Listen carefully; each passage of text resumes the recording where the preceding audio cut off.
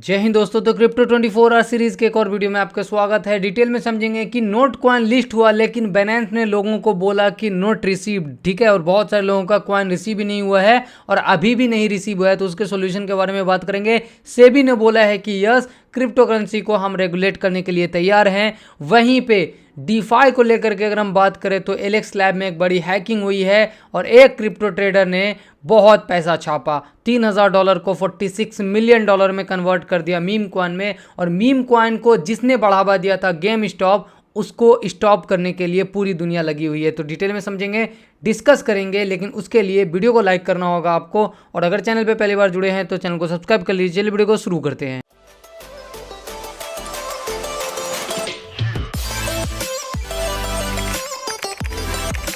तो सबसे पहले बात करेंगे नोट कॉइन के बारे में। तो नोट कॉइन की एनालिसिस जो भी हमने ट्विटर पे किया, अगर आप हमसे जुड़े हुए हैं तो हमने नोट कॉइन के लिस्टिंग से पहले एक प्यारा सा एनालिसिस करके आपको प्राइस का पूरे डाटा के साथ शेयर किया था कि क्या प्राइस रह सकता है। पॉजिटिव सिचुएशन में $0.01 से $0.03 तक और निगेटिव सिचुएशन में 0.005 से 0.009 तक रह सकता है। एंड जब मार्केट में नोट कॉइन लिस्ट हुआ एंड पॉजिटिव सिचुएशन में क्या हुआ, एग्जैक्टली वही हुआ जो हमने बात किया था।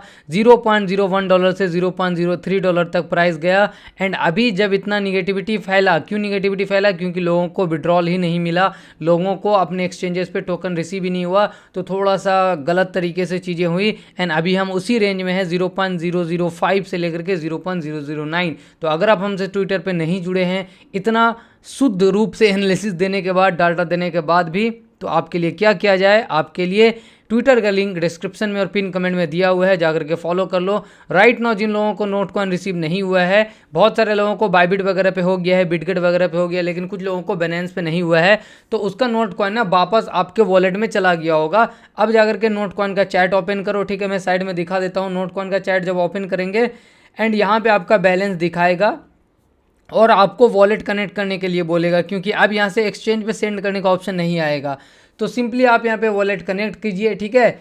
वॉलेट टेलीग्राम पे ही बन जाएगा। वो टोन कॉइन है ना, ये इसका जो पापा है नोट कॉइन का, टोन कॉइन, क्योंकि उसी ब्लॉकचेन पे है ना, ये देखिए टोन के ब्लॉकचेन पे है। तो उसका जैसे मेटामास्क वगैरह का वॉलेट बनता है ना, सेम बनेगा और उसी वॉलेट में आपको भेजना है और वहाँ पे आप इजी वे में स्वैप कर सकते हैं। लेकिन गैस फी के लिए आपके वॉलेट में टोन कॉइन होना चाहिए, जो कि किसी भी एक्सचेंज से आप वहाँ पे भेज सकते हैं, ठीक है। तो एक्सचेंजेस का ऑप्शन खत्म कर दिया गया है। अभी आप डिसेंट्रलाइज वे में इसको सेल कर पाएंगे। वही तरीका है, वही तरीका आप अपनाइए। प्राइस को लेकर अगर हम बात करें तो होपफुली इतना हाइप बना, इसके बाद अगर ये थोड़ा सा अपने आप में जिम्मेदारी संभालता है तो छोटा मोटा पंप हम यहाँ पे एक्सपेक्ट कर सकते हैं, अगर ये इसको होल्ड करता है। ये चीज़ें मैं क्यों बोल रहा हूँ? क्योंकि ये एक अल्टीमेटली मीम कॉइन है, ठीक है, और मार्केट कैप इसका ज़्यादा नहीं है, 700 मिलियन है। 700 मिलियन होता बहुत ज़्यादा है, लेकिन आजकल मीम कॉइन कुछ भी नहीं देख रहा है, ठीक है। जैसे मैं सोलाना के मीम कॉइन का एग्जांपल देता हूँ। ये बीफ है, ठीक है, VIF करके है और इसका 3 बिलियन के करीब मार्केट कैप है। मतलब अगर वो नोट कॉइन को यहाँ तक पहुँचना है ना तो 4 गुना होना पड़ेगा। सोलाना का दूसरा मीम कॉइन है बोंक, ठीक है, उसका मार्केट कैप कितना है? उसका मार्केट कैप 2 बिलियन के करीब है। तो ये सब मीम कॉइन जब इतना पंप कर रहा है, इतना मार्केट कैप लेके बैठा हुआ है, तो नोट कॉइन भी छोटा मोटा नहीं है, क्योंकि नोट कॉइन के पीछे ये टोन जो है ना, ब्लॉकचेन की पूरी टीम सपोर्ट कर रही है उनको। तो अगर ये चीज़ें सही होती है, कोई निगेटिव न्यूज़ नहीं आती है, तो हमें एक पंप देखने को मिल सकता है। और ये मैं इसलिए बोल रहा हूँ क्योंकि टेक्निकली आपको यहाँ पे समझना होगा, वरना कुछ भी न्यूज़ आ जाती है तो मार्केट में कुछ भी हो जाता है। जैसे ये एक स्टॉक है गेम स्टॉप करके, ठीक है, एंड ये क्या किया इसने, स्टॉक ने $17 से $64 तक का सफ़र किया, सीधा 3 गुना 4 गुना हो गया। एंड 3 गुना 4 गुना ये हुआ तो एक ट्रेडर ने $3 को 46 मिलियन में कन्वर्ट कर लिया मीम कॉइन में।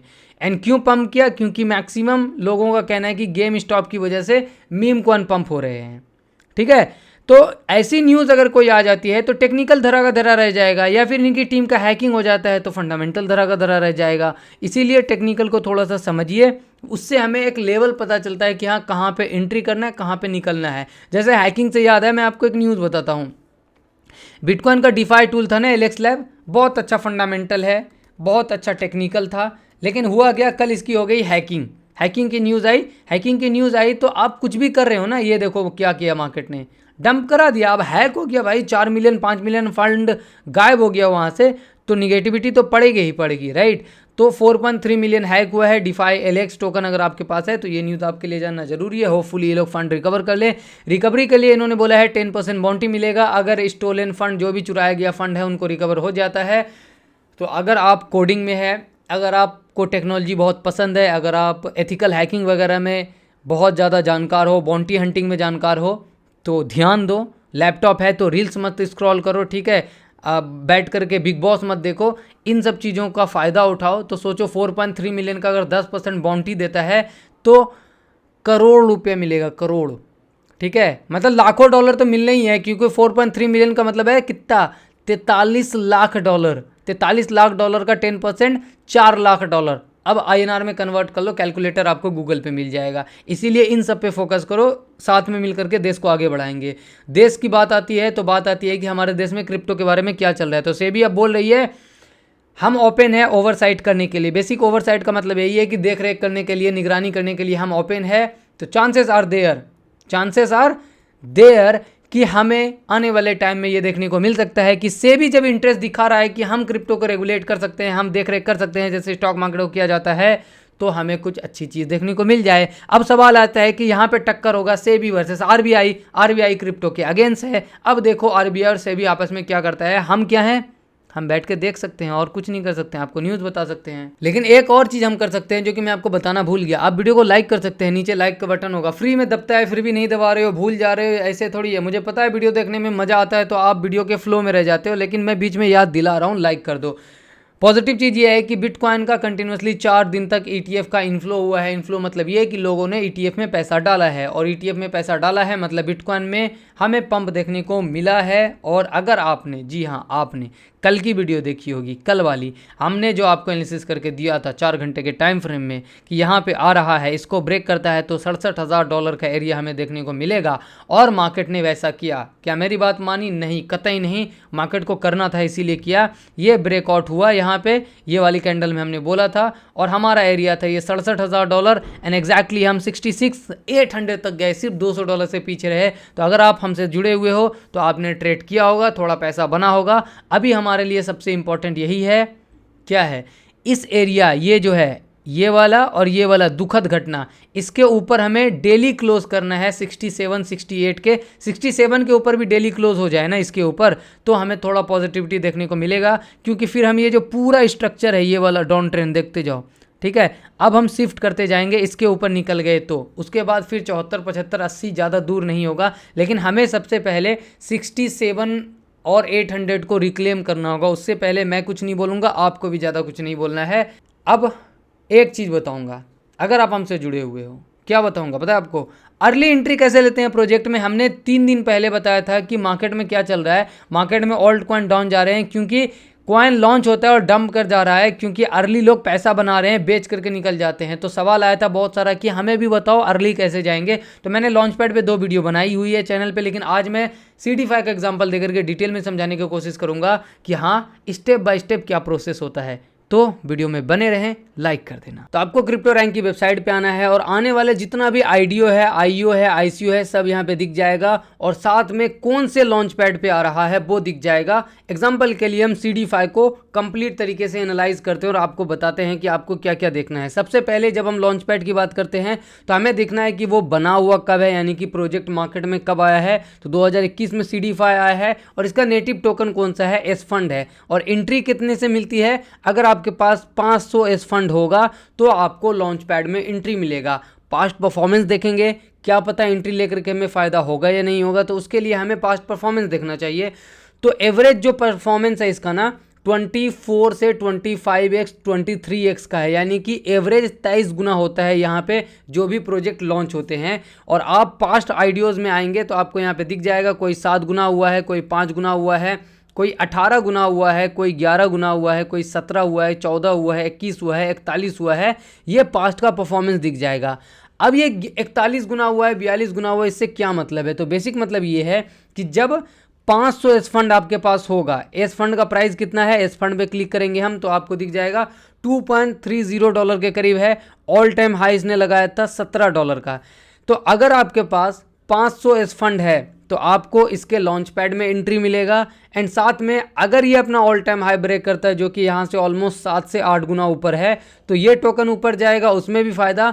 और जब ये टोकन आप होल्ड करोगे तो जो इस प्लेटफॉर्म पे यानी कि इस लॉन्च पैड पे नया टोकन आएगा उसका भी आपको एलोकेशन मिलेगा। और एस फंड की मैं यहाँ पे एग्जांपल इसलिए दे रहा हूँ आपको क्योंकि यहाँ पे जो पब्लिक के लिए है, रिटेल के लिए, हमारे और आपके लिए एक बेहतर चीज़ ये है कि अगर कोई आपका लॉन्च पैड यानी कि कोई भी एलोकेशन आपने किसी भी कॉइन में लिया वो सही परफॉर्म नहीं किया तो आपको पैसा भी रिफंड मिल जाता है। आई थिंक 7 दिन का पीरियड होता है, 15 दिन का पीरियड होता है, वो फंड आपको वापस मिल जाएगा। और कौन कौन से प्रोजेक्ट आए हैं यहाँ पे आप आकर के चेक कर सकते हो पास्ट आईडियोज़ में। आने वाले कौन कौन से हैं अपकमिंग में आकर के चेक करोगे तो आपको यहाँ पे दिखेगा गेमिंग प्रोजेक्ट, RWA, ठीक है, BRC, सारे यहाँ पे अपकमिंग में लगे हुए हैं और सबने अच्छा खासा फंड भी उठाया हुआ है। जैसे देखिए कोई गेमीफाई का आ रहा है, ब्लॉकचेन का आ रहा है, डिफाई का आ रहा है, एंड कुछ प्रोजेक्ट आपको ब्लॉकचेन इंफ्रा का दिख रहा होगा, कुछ प्रोजेक्ट आपको RWA का दिख रहा होगा, वो आप आकर के यहाँ पे चेक कर सकते हैं। तो जब आपका ये बेसिक एनालिसिस क्लियर हो जाएगा, बेसिक एनालिसिस क्या क्लियर हो जाएगा कि आप लॉन्च पैड के बारे में देखोगे, एवरेज क्या रिटर्न देता है उस पे आने वाला प्रोजेक्ट उसको देखोगे, एंट्री देखोगे कि हाँ इतना मिनिमम 500 टोकन चाहिए तो आप कैलकुलेट करोगे एक टोकन का प्राइस और 500 तो क्या इतना फंड आपके पास है। जब आपके पास समझ आ जाएगा कि हाँ आप इसके लिए कैपेबल हो, आप इसको होल्ड कर सकते हो, तो सिर्फ बहुत सारे लोग गलती क्या करते हैं एस फंड टोकन होल्ड करके बैठे हैं। होल्ड नहीं करना है, आपको होल्ड करने से नहीं मिलेगा, आपको आना है इसकी वेबसाइट पे। क्योंकि मैंने पास्ट में भी लॉन्च पैड की वीडियोस बनाई है ना, तो लोग बोलते हैं कि लाइव मुझे दिखाओ कि कैसे करना है ये चीज़ें, ठीक है। और केयरफुली चेक कर लेना कि वेबसाइट यही है, यहाँ पे आपको दिख जाएगा, ठीक है। प्रॉपर वेबसाइट चेक कर लेना, उसके बाद अपना वॉलेट कनेक्ट कर लेना। वॉलेट कनेक्ट करोगे कौन सा, जिसमें कि एस फंड टोकन आपने होल्ड किया है। उसके बाद आकर के यहाँ पे स्टेकिंग पे क्लिक करना है और स्टेकिंग पे क्लिक करोगे तो आपको यहाँ पे दिख रहा है स्टेक एस फंड, तो आप स्टेक पे जाएंगे। अब यहाँ पे आपने एस फंड कौन से नेटवर्क में रखा हुआ है, इथेरियम पे, आर्बिट्रम पे, बैलेंस पे, तो जनरली मैं यही सजेस्ट करूँगा कि BNB नेटवर्क पे ही हो, बैलेंस पे तो बेहतर है। अब 90 दिन के लिए करना है, 180 दिन के लिए, 270 दिन के लिए। अब इससे क्या मतलब है, इससे बेसिक मतलब ये है कि अगर 90 डेज़ के लिए कर रहे हो तो आपको एलोकेशन में अगर 1x मिलता है तो वही अगर 270 डेज़ के लिए करते हो तो वो सीधा जो है वो पॉजिटिव इम्पैक्ट 3x का हो जाता है पॉइंट्स जनरेशन पे, ठीक है। जितना लंबा स्टेक करोगे उतना ज़्यादा एलोकेशन के चांसेस होंगे, लेकिन इसका भी ध्यान रखना कि लंबा स्टेक करोगे तो फिर आपको प्रॉब्लम ना हो सकता है उस बीच में एस फंड का टोकन बहुत ऊपर चला गया, आप बेच कैसे पाओगे। तो मैं सजेस्ट करूँगा कि नॉर्मल 90 डेज़ वाला भी ठीक ही रहता है, ठीक है, वो आप कर सकते हो। उसके बाद जितना भी आपका अमाउंट होगा सेलेक्ट करके अप्रूव करना है और यहाँ पे स्टेक कर देना है। जब आप स्टेक कर दोगे तो इसका क्या मतलब होगा कि आप एलिजिबल हो। उसके लिए आपको आना है आईडियो लॉन्च पैड पे। आईडियो लॉन्च पैड होम पे आएंगे तो जितने भी प्रोजेक्ट आने वाले होंगे, ठीक है, जैसे अपकमिंग देखो ये सब चल रहा है, अपकमिंग कौन कौन सा है ये देखिए, कुछ प्रोजेक्ट यहाँ पे लिस्टेड है, ये सब आने वाला है। तो जितने भी आने वाला होगा उस पर क्लिक करके, जैसे एक लाइव चल रहा है मैं आपको दिखा देता हूँ, ये भी अपकमिंग ही है, इस पे आएंगे तो आपको यहाँ पे पार्टिसिपेट करने का ऑप्शन दिया जाएगा। आप पार्टिसिपेट करेंगे और जैसे इसकी एंट्री होगी, मतलब कि इसकी लिस्टिंग होगी, आपके वॉलेट में टोकन पहुंच जाएगा। एंड जनरली जो टोकन आता है उसके हमें वेस्टिंग को भी देखना पड़ता है, क्योंकि लिस्टिंग पे 10% 15% ही अनलॉक होता है, बाकी वो मंथली दर मंथली आपको देगा। तो अगर 10x तक का रिटर्न मिलता है और 10% अनलॉक है, यानी कि पैसा इनिशियल वाला पहले लिस्टिंग पे निकल जाएगा एंड हर महीने आपको पैसिव इनकम मिलता रहेगा।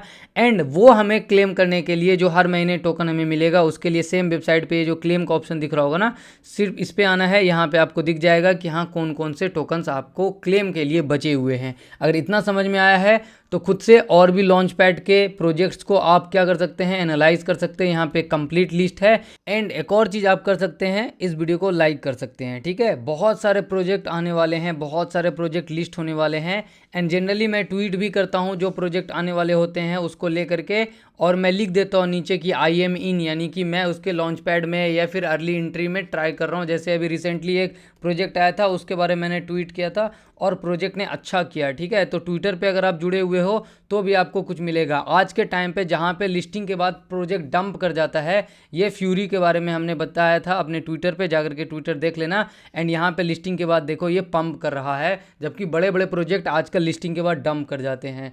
तो हमारे ट्विटर से जुड़िए, वहाँ पे कुछ आइडियाज़ मिलेगा। हालांकि वो इन्वेस्टमेंट एडवाइस नहीं होती है, मैं जिसमें एंट्री करता हूँ या फिर मैं जिसमें अर्ली एंट्री का सोचता हूँ तो मैं वहाँ पे लिख देता हूँ कि हाँ मैं इन हूँ। तो आप भी अपनी रिसर्च कर सकते हैं। अगर इतना समझ में आया हो तो लाइक करो।